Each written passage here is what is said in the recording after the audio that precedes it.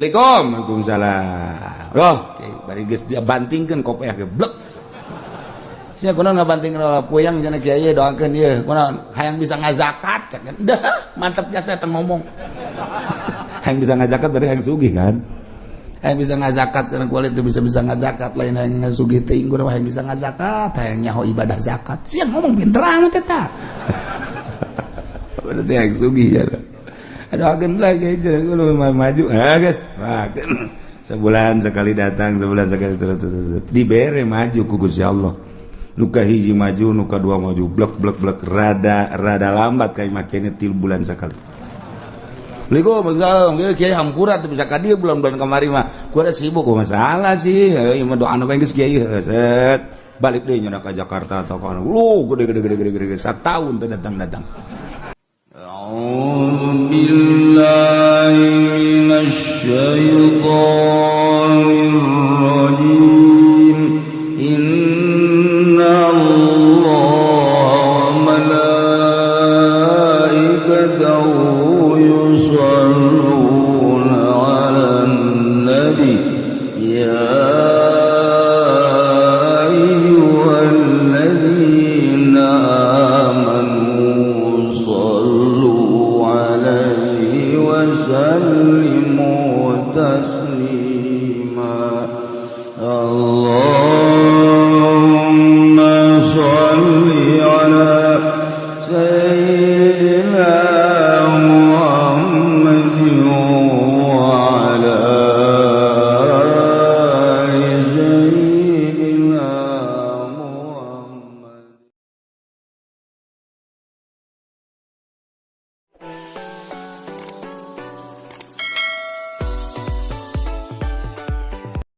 Cik Gusti Allah wa ma arsalna fi qaryatin min nabiyyin illa akhadna ahlaha wallahu alamu bimuradi tepati ngutus kaula nu agung ka hiji nagara. Diutus seorang nabi, kemudian nabi nu diutus ka negara tersebut teh dibarohongkeun ku umat-umatna. Tepati kaulah ngutus seorang nabi ka negara, kemudian dibohongkeun ku umatna illa akhadna, kecuali ku kaulah disiksa ahlina. Asal kula ngutus rasul ka hiji negara dibohongkeun ku ahlina, teu percaya ka utusan kaulah ku kaulah, umat tersebut teh disiksa. Nah eta teh terus berlanjut datang ka kuari disiksa na ku Gusti Allah nu baheula teh hiji bil ba'sa'i asyiddatil faqri, kesempitan, kesusahan, sangat susah, wadharra'i jeung penderitaan gering. Baheula teh kadaritu ketika hiji manusia, hiji umat di negara, kemudian ku Gusti Allah teh diturunkan seorang nabi titah dakwah ngajakan nauhidkeun ka Gusti Allah. Umatna dirinya teu percaya ka nabi tersebut, inkar, ku Gusti Allah selalu diberi siksa dengan cara siksaan teh ku kasangetan fakir, penderitaan gering dibere ku Gusti Allah teh paila datang ka hese, timbul penyakit. Maksud Allah kitu teh supaya berpikir manusia, la'allahum yatadarra'un, la'allahum yadurra'un. Dibere susah ku Gusti Allah, dibere gering manusia, maksudnya supaya jelema tadarru ka Gusti Allah, nurut ka Rasul, nurut ka Nabi nu diutus ku Gusti Allah. DPDP supaya tunduk, supaya ngarendahkeun diri, anu dimaksud kadituna supaya percaya iman ka Allah, iman ka para nabi-nabi Allah subhanahu wa ta'ala. eta umat nu baheula teh kitu teh heula tah eta teh sebagai contoh nu baheula cak Gusti Allah terus datang ke Kangjeng Nabi Muhammad, datang ke sabada Kangjeng Nabi Muhammad tadi kitukeun bae bakalna kayak dibere susah, dibere gering, maksudnya supaya iman ke Allah. Indonesia baheula teh di zaman kitu Belanda, urang mun nyaritakeun di zaman Belanda, dongeng-dongeng bapak urang baheula, emak urang baheula, ngeunahna cente lantaran eueuh roti. Boborosan kunyana dicabut geus mah boros pare geus mah boros kalapa boros panan pandan dan lain sebagainya di dalahar kunyana kunaon eta lantaran eueuh bala-bala didaharkan kunyana susah kabladieuna terus kaleuweung di teangan kunyana buat tangkal ieu yang ngeunah ieu aya suag dicabut dibawa ke imah terus dipasian terus dikulub golotrok di dahar di kalapaan caknya langeun aya tetangga nu nurutan fajar suag kunya nareng badur mabok nya eta kan zaman eta teh zaman susah nah ieu zaman susah ya dibere susah ieu keur zaman harita baheulanan zaman nenek moyang urang baheula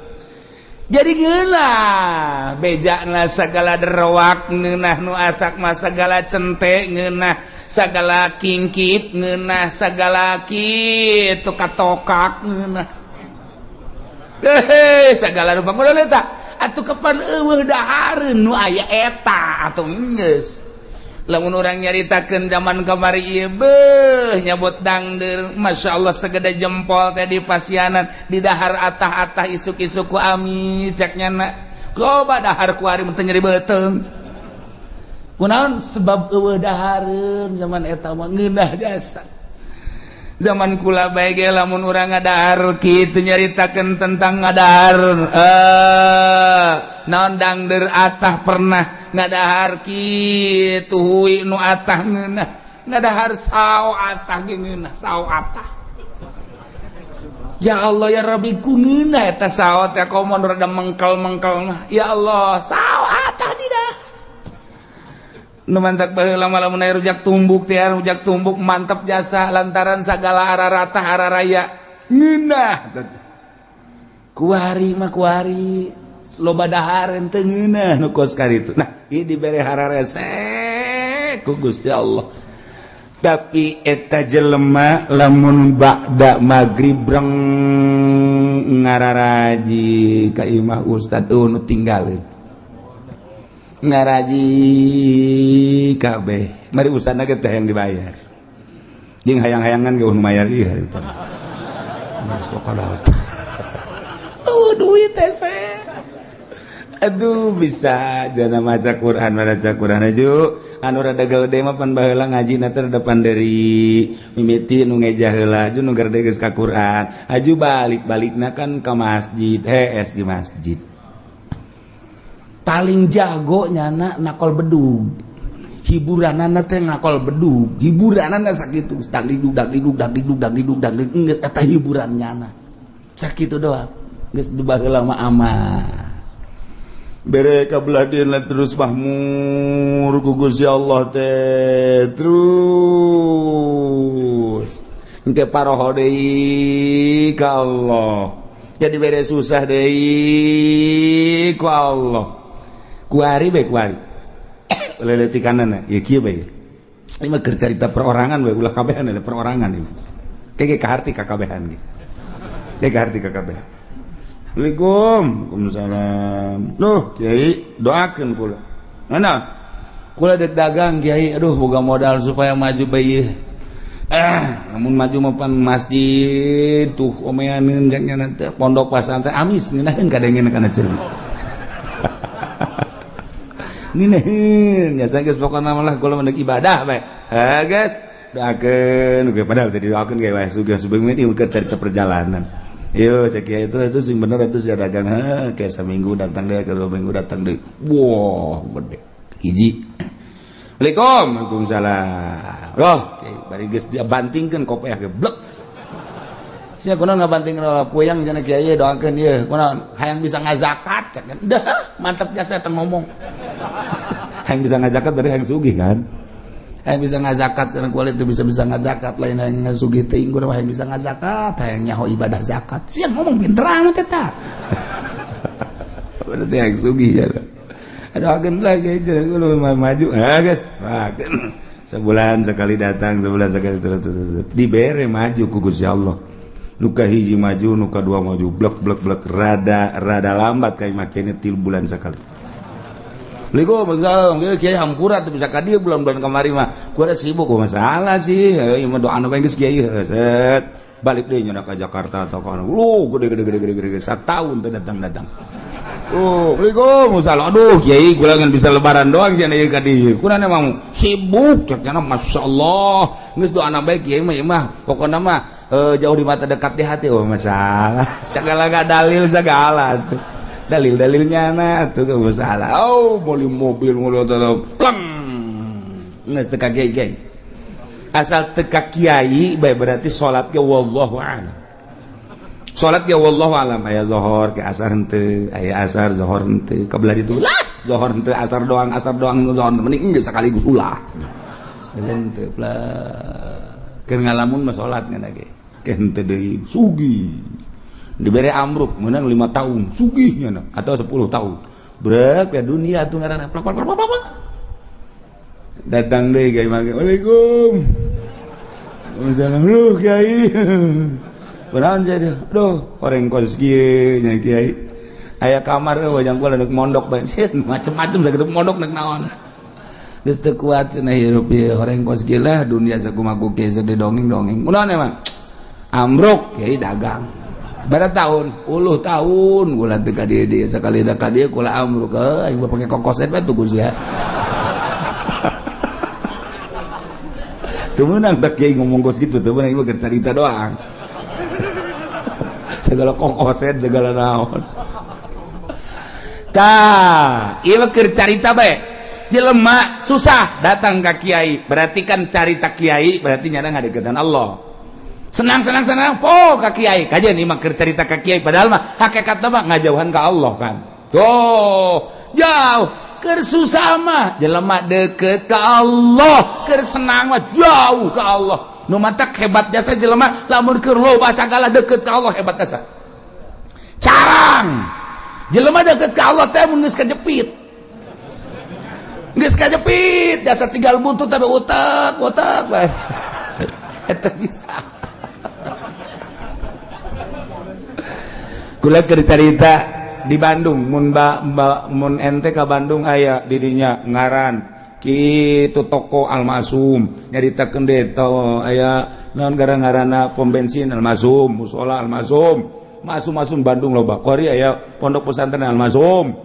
aya yayasan Almasum loba bank boga Almasum Bandung eta teh kumaha dongengna baheula ngaranna Haji Maksum eta teh keur susah jasa datanglah ka Mitoha ka Garut kees lah di Mitoha doana kiai geus di Mitoha tadi dinya geus didoakeun beres Mitoha nantung ngadoakeun maju ambruk deui tas maju teh teu ka imam Mitoha teu ka imam Mitoha ambruk ka imam Mitoha deui masuk ngedeng deui di imah THS deui biasa doakeun maju na teu kira-kira pohar aja sa miliuder Bandung geus lah geus datang ka pae teu kapanggih geus teh masalah ieu keur carita masalah itu masalah dunyana ge teu bermasalah ieu mah keur carita kos kitulah dunia poho dunia mah ka Allah tah ka Allah tah datang ka pae teh teu kapanggih teh jeung mitoha tah lantaran dia teh urusan dunia masyaallah karim aya deui moal dicaritakeun tah di Bandung aya anu boga kitu Majalaya nu boga pabrik samping keur susah datang ka guru kula datang terus ada senang poho susah deui datang deui dinya tah senang deui strong senang pohara jasa senang kadeuleuh padahal utang gede senang baheulana poho ka eta dunia mah kos kitu nah mata ku Allah ieu keur nyaritakeun di dieu ieu keur nyaritakeun ieu teh wa ma arsalna fi qaryatin min nabiyyin illa akhadna ahlaha bil basa'i wad dharra tepati ngutus kaula ka hiji nagara diutus seorang nabi kecuali ku kaula teh disiksa ahlina nu mantak disiksa lantaran teu percayaeun ka nabina ngabohongkeun ka nabina ku Allah disiksa na teh lain di kumaha heulanan dibere kesulitan yakni kapakiran dibere kageringan gering luar biasa keur carita perorangan cara tadi keur cerita secara umum keseluruhanana nu diberenya susahnya gering ieu mah naon kitu ngaranna murag di tangga katipah tangga nya susahnya gering geus pupurieun ieu mah aju diusir ku pemajikanana beak anak ngajauhan geus bae eta tah ieu dibere susah ku Allah maksudna naon supaya tadarru ka Gusti Allah la'allahum yadarra'u urang we kos kitu kesusah deket ka kiai darah ka kiai darah barang susah barang sugih henteu henteu kudu loba jelema loba di urang ge nu kosara itu teh ambalayan nu mantak lamun stabil bae jelema keur susah cinta Allah geus sugih cinta Allah berarti kan nyana henteu kagoyangkeun ku lobana dunia berarti si kom hebat jarang 1000 hiji ge henteu asal naik bae mulai geus kamari mah bisa tamat Quran sabulan sakali ku ari mah Quran ngan di deuleu doang Ekir kamari mah rada susah teh ya bisa babarengan jeung babaturan barang kuari sugih geus teu bisa babarengan jeung babaturan kamari ieu mah keur rada susah teh ya bisa seserian barang sugih mah tugas teu bisa kuari mah sibuk Bandung teh Surabaya teh Singapura teh Jakarta teh eta teh kos kadari itu tah engge poho ninggalkeun setik kan itu urang bae kuari lah moal ke salat sunah lah mimiti teh salat sunah terus kabelah dia nak ke mabadiah bae lah cuma qobliyah jeung badiah henteu kabelah ditu mah bisa-bisa teu salat kabelah itu bisa teu salat tak eta kos kana ditu tak eta teh teguran ti Gusti Allah nah jelema diutus nabi ku Gusti Allah sebuah negara lantaran kacau teu inget ka Gusti Allah utus nabi dakwahnya sagesa dakwah teu percaya disiksa ku Allah dibere kesulitan carana teu hujan-hujan lamun geus teu hujan atuh taneuh dangkal batal teu jadi mimiti nu kesulitan teh kapan munding sapi domba kabelah dieuna jelema kesulitan lantaran teu aya cai ti luhur teh diturunkeun cai ti handap panas eueuh cai Cigoleh jelema nang Allah cek Allah ayo coba sia deuk kumaha coba baheula turun nabi ku ari mah wali Allah mah teu kanyawan ulama nyaritakeun ulama kade cek kiai teh sing loba dumadeus ka Gusti Allah urang ti Allah dibere umur ku Allah bakal balik ka Allah persiapkeun urang yang menghadap ka Allah kemudian sing hade urang ieu lempang di taneuh Allah urang mah bangun tenang-tenang bae padahal mah taneuh Allah teh neuleukeun ka urang langit neuleukeun ka urang tangkal kayu neuleukeun ka urang mah teu boga asa dideuleukeun teu boga rasa dideuleukeun kok kaditu teu boga rasa dideuleukeun ku Gusti Allah jauh ka Gusti Allah malah judi malah mabok teguran ti Gusti Allah dibere susah kesulitan higi kuari-kuari keur ditegor ku Gusti